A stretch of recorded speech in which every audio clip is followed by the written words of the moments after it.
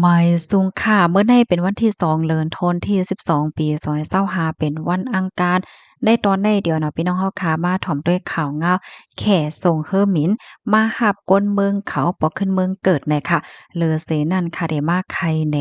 ข้าวสายหมอหอมถูกหญ้าเลียนน่ะค่ะกูก็ลองตั้งไล่โหย่อยๆมันเป็นหือในนั้นกำได้มาไข่แหนน่ะค่ะวันตั้งเปิ้นได้ก็เฮามาถ่อมด้วยข่าวเงากวนค่ะเนาะ เมื่อวันที่1เดือนธันวาคมที่12ปี2025เนี่ยค่ะตีกว้างเฮอหมินตีแม่สอดใจตอนตากเลียนหลินไทเมืองโฮมตุ่มนั่นค่ะอยู่ที่ภูมิพลพรฝ่ายพ้องงามเตียจะเว้งแม่สอดในก็ไล่เอาโตก้นแขหมอก3ปากก็ค่ะมาดีกว้างเฮอหมินค่ะเนาะเปิดตาเตมอบอาปันเจ้าหน้าที่ภูมิพลพรแขเขาหับตัวเจอเขาในส่งปอกขึ้นเมืองเกิดกว่าเฮ็ดให้เขาตั้งฝ่ายเมืองแขนั่นค่ะก็เตต่างเอาก้นแขได้1เลไหลก็บอก50ก่อเนี่ยค่ะเนาะก็เตเป็นอยู่บอก6เลเจิ้นไหนเฮ็ดให้ค่ะเอาหนังเหือซัมปอเตจางเอาก้นดัง3ปากก้อในปอกขึ้นเมืองเกิดเมืองแขกว่าว่าไหนค่ะชื่อเขาตั้งเสียงตั้งหมดในค่ะเนาะก็เตเลยว่าเป็นชื่ออันเหตุการณ์ว่าอยู่ดีโครงการปลายมักมีคึกดอนเขปากดีวานเองจี้เมียงเจเว้งเมียวัดตีเจเมืองย่างเผิกนะคะอ๋อ ก็เปิ้นตีๆนั้นก็เจ้าหนังที่ฮู้กันค่ะเนาะเป็นโรงจะเพียนอันเรียนดั้งออนไลน์ว่าซังว่าเจิ้นนายเฮ็ดไหนคะไหว้เหตั้งฝ่ายของเสซึกมานเขาโฮมปะตังตะไปแลนลินเขาเคงเขียงกดทัดฮาวๆแฮงๆเหี่ยวในค่ะเนาะเฮ็ดให้อันเป็นกวนอันเหตุการณ์ไว้อยู่ที่โรงจะเพียนเขาเลยเจ้าไหนก็เตเลยว่าหลอม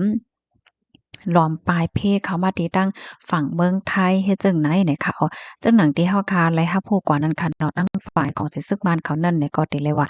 กวาดล้างหาวแฮงได้แต่ว่าๆเฮ็ดแหน่ค่ะนะถึงตีซัมบ่เอาหมากปล่อยใส่ที่โรงจับเพียนว่าสังว่าเจิ้นนายเฮ็ดให้ค่ะอ๋อหรือสิว่าก้นแขเหย้าเนี่ยค่ะเนาะก็มีทั้งก้นตั้งคือหังเฮ็ดจั่งไหนเที่ยงเนี่ยค่ะอ้อมื้อนั้นบางคือเนี่ยก็ยังตึกป้ายตั้งลุ่มตางกับสึกกับสานเหี่ยวก็เปิดตาเตส่งตัวเจอเขานั้น ปอขึ้นเมืองอยู่ว่าหนังไหนค่ะ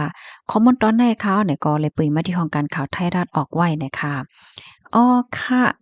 เมื่อเหลียวเนี่ยก็ได้เลยว่าเปิ้นก็เคียงๆทัดแฮงแต่ค่ะเนาะเกี่ยวกับไปลองการเรียนหรือออนไลน์ว่าสังว่าเจิ้นนายเฮ็ดไหนค่ะเนาะในเป็นตอนหนึ่งค่ะเนาะในตอนข่าวเงาเนี่ยก็ได้เลยว่าเย้าโตกว่าเย้าเนี่ยค่ะกำในค่ะเนี่ยก็ได้ย้อนมาไข่แหนลองที่อันข้าวใส่หมอหอมย่าเหรียญเนี่ยค่ะก็ได้เลยว่าใหม่ๆค่ะนะ มือในกำเหลียวไหนค่ะลีโกลีกากแต้ๆค่ะพี่น้องค่ะลองหยอกเหรียญไหนค่ะนะในวันมื้อในไหนข้าวใส่หมอหอมไหนก็ญาเตญาเตญาเตญาเต๊ะๆเหยาะเฮ็ดจั่งใดค่ะนะ ลงตั้งฝนเป็นมื้อแรกมันเป็นมื้อ4โมงปลายตีป่นมาเนี่ยด้วยค่ะมีอีเมลค่ะเนาะส่งเข้ามาเฮ็ดแหนมันจั่งหนังตั้งเบิ่งได้แต่ก็บ่เหมือนหนังว่าเปิ้นได้ส่งข้อมูลให้สังเปิ้นได้ให้อิหยังสังสิ่งเฮ็ดไหนกำนำไหนเขาก็ได้ส่งมาตั้งอีเมลจั่งใดเจ้าแม่นค่ะเฮียก็กูปอกได้ก็อันแน่ๆเขาก็ได้ก็เฮ็ดอาสางมันจั่งหนังว่าลูกตีป่านเฮียก็ส่งมาเฮ็ดจั่งใดเนี่ยนะ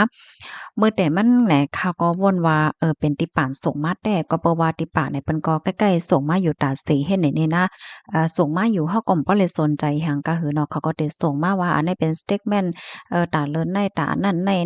อันนั้นก็เขามีอัปเดตจังนั้นจังไหนว่าให้แหนน่ะเนาะก็บ่ไลสนใจอีหยังก็คือก้อยก็ว่าอันส่งมามื้อในม4โมงปลายเนี่ยเขาเตรียมหัวข้อมันว่าimportant นะคะว่าลำลองน่ะเนาะลำลองลองใหญ่น่ะสู่ได้ไล่คับคึงและสู่ได้ไล่ take action มันจังหนังว่าได้ไล่ตรงหนึ่งได้ไล่เฮ็ดในวันมื้อแนวอะแค่เนี้ยกำาลังเขาก็ตกใจค่ะเนาะ เขาก็ลาดว่าเอ่อมันเหมือนจั่งว่าป่านซูนในเดเลเมเหมือนหนังว่าเปิ้นฮ้องว่าจั่งอัปเดตเนี่ยเนาะความอังกฤษเขาที่ฮ้องว่า take action เฮ็ดจั่งเนี่ยนะเดลัยเฮ็ดเมินในเนี่ยว่าเฮแลเขาเนี่ยก็มีตั้งเลิกให้เฮ็ดค่ะเนาะที่หนึ่งก็ให้กว่าที่ลุ่มที่ป่านค่ะกว่าที่ป่านเหี่ยวก็กว่าให้ภูมิพลพรเขาได้ให้เปิ้นคับขึงปันเนี่ยค่ะที่สองเนี่ยก็สิฟ้อนกว่ามันสิมีฟ้อนของป่านให้แหน่เนาะเพราะว่าสิฟ้อนกว่าเย้าเนี่ยก็ยืนยันว่า เฮานั่นเป็นเจ้าป่านได้เด้เฮา เฮามีหมายอากล้องหมายปานอันใดเต้ให้ยืนยันตัวเจ้าก็เฮาแลเนี่ยเขาก็ว่าเฮ็ดจังนั้นเนี่ยเขาว่านะเฮ็ดแลเพราะว่าข้าวยาม4โมงปลายเนี่ยแน่นอนค่ะเนาะเฮาเนี่ยก็เต็มกว่าที่ป่านเหย้าก็เพราะว่ามันค่ำเหย้าเฮ็ดจั่งใดป่านเนี่ยมันความแต่ไลกว่าที่อันนี้มันได้เซ็งข้าวยามกำดำเนี่ยเปิ้นก็ได้เฮ็ดตั้งออนไลน์เฮ็ดตั้งโฟนเฮ็ดจั่งใดค่ะนะตั้งในแนบกำแน่ข้าวใส่หมอหอมซ้ำเป็นก้นตีจึกอ่านเล็กค่ะเนาะจึกอ่านเป้าเหมือนจังหนังว่าเปิ้นให้เฮ็ดสิมิ้วๆเนี่ยก็ซ้ำเตจึกกว่าไทม์ใต้ไทม์หรือไทม์เนอออนไลน์ไทม์เอไอว่ามันใจเต้อยู่5เหมือนจังว่าเฮากับด้วยเปิ้นอบโอ้กันมันเป็นหือเป็นหาพองให้ไหนน่ะเนาะ มื้อแต่มันได้เฮาก็วนว่ามันเป็นอันแต่มันนั่นยาว่าบ่ได้เฮ็ดจอมยาว่าก้อยกะว่าค่าซ้ำเป็นก้นดีเจอกว่าถามไต่ถามหรือต้วยก็หาข้อมูลต้วยก่อนให้เนี่ยเนาะเผื่อว่าก็ถามต้วยในตั้งฝ่ายเอไอก็ลัดมากำเหลียวค่ะเนาะฟางสติน่ะอันส่งข้อมูลมาจังไหนแน่มันจังเป็นอันเรียนมันหนังว่าจุ่มเหรียญจุ่มจะเพียนเขาสั่งเขาจังไหนมันจังมีอันเรียนก็ได้มีแล้วก็อันลงมาตีปานแต่ๆก็มันก็เป็นไรให้เนี่ยเขาก็ลัดมาจังเนี่ยกำในเขาก็แปลกใจว่ามีอยู่5ให้เนี่ยเนาะกำในค่าเนี่ยก็ขึ้นมาเข้าด้วยแอปพลิเคชันป่านค่าก็ยังตึกเข้าเลยอยู่เหมือนเก่าให้เนี่ยกำในเอไอก็ลัดว่าอันเต้มันในป้อสังเจอหนังว่าเขาให้สู่take action เฮ็ดสังเสเมียวๆที่ปานสู่ในแอปพลิเคชันอันในโฟนสู่ก็มันเต็มเข้าหลายย้อนนั่นน่ะเพราะว่ามันเป็นอันเต้มันติลูกที่ป่านมาเฮ็ดจังแนวเนาะกำในเขาก็เขาอันในก็เลยอยู่เหมือนเก่ารู้ในเนี่ยก็แปลกใจเอาค่ะนะกำแน่เขาก็หาข้อมูลติ๊กที่ค่ะเนาะก็ได้มองอยู่1 ชั่วโมงปลายจังไหนก่อนเนาะค่ะนะมันก็เขาก็ว่ามันก็เป็นลูกที่ปานอันส่งมาก็ไลเป้าเหมือนจังหนังว่าเฮาอำป้อแก่ไลร้อยเข้าร้อยออกอ่าเงินเฮามันโต่งนั่นค่ะเนาะเปิดไว้ก็แปดไว้ให้นั่นเนี่ยก็ปานเขาจังส่งข้อความมาเลยอยู่แซให้เฮาเหมือนจังว่าโต่งหนึ่งสิเมียวๆแหละจังไหนเฮ็ดแหน่เนาะ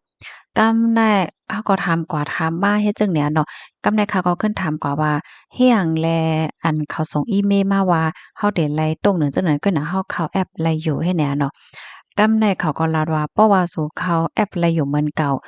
แต่มันก็บ่ใจเลยว่ามีลองข้องคำอีหังนะเฮ็ดแหน่เนาะกำได้เขาก็ลาดว่าอันหมายโฟนของป่านเนี่ยเป็นหมายโฟนอีหังค่าเนี่ยถามกว่าเขาก็ส่งหมายโฟนอันมาค่ะเนาะหมายโฟนที่เป็นทางการเป็นอันใด ฝ่ายที่ที่กับสืบติดต่อเป็นอันนั้นอันใดเนี่ยกำได้เผื่อว่าเฮามาแตกโดยตั้งอันที่เขาส่งมาอีเมลที่ให้เฮาโทรก่อนนั้นนะมันเหมือนกันนะกูก็อันแต่มันได้แต่มันง่ายๆกันเนาะโตตั้งหน้าโตตั้งหลังเหมือนกันแต่ว่ามันได้เปนกันโตสองโตเฮ็ดไหนก็เนี่ยนะกำได้เขาก็แปลกใจกำได้เขาก็ขึ้นเอาหมายโฟนที่อันเขาส่งมาปันป้าที่ในอีเมลอันเขาว่าสู่กว่า สุกับสืบกับที่หมายโฟนอันใดก็ไลให้เนี่ยเนาะกำในเฮาเนี่ยก็ส่งหมายโฟนอันนั้นปันเอไอด้วยว่า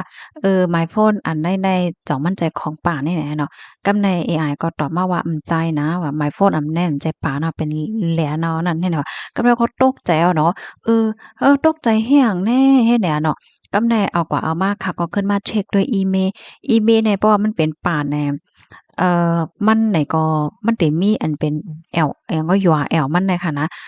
อันเนี้ยมันเหมือนอันป่านอีหลีค่ะนะก็ก๊วยเก่ามันเพิ่มมาโตหนึ่งมันเพิ่มมาโตหนึ่งให้ไหนแหละอ๋อเป็นอันเหลียได้เนี่ยอะโหลยวนอยู่ก็ใ